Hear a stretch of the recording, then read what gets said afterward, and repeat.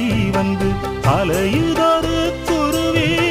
கீச்சு கீச்சு பேசுதையா மனச கொஞ்சம் துருவி. பிஞ்சு பிஞ்சு வீரல் கொஞ்சுதடி கொஞ்சி கொஞ்சி வந்து கெஞ்சுதடி.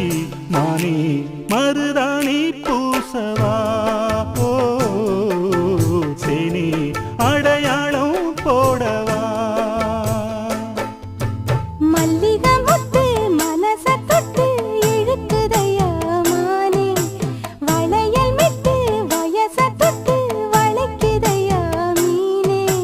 மந்தார செடி ஓரத்திலே மாமன் நடத்துற பாடத்திலே